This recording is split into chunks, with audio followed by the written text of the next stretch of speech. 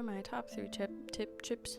Here are my chips. Here are my top 3 tips for weaving chainmail as someone who's been doing it for 11 years.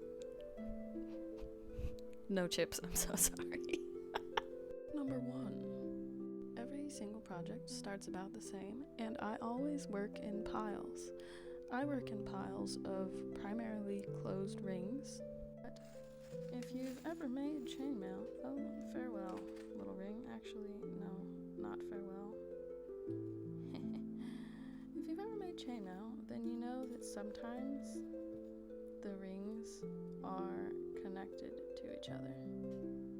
Now, when I open a bag and there are rings that are connected to each other like this, I close one ring, leave the other one like so, and so I have piles of closed rings, and I also have piles of rings that are like this one's 2 closed and an open one, and I use it for making European 4-in-1, among other things.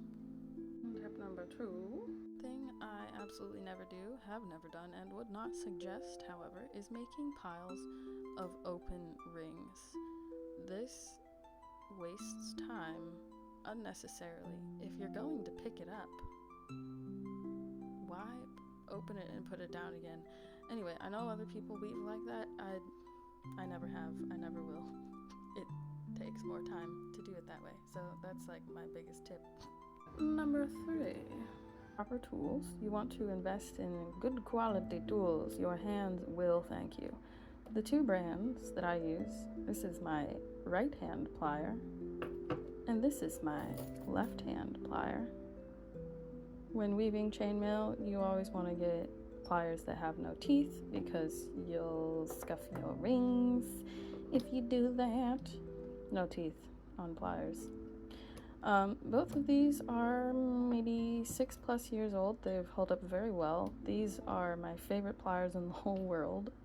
When I bought them, they were like about $100 less than they are today. So, ugh. Yeah, they've held up pretty well. I every so often have oiled the spot that gets a little rusty.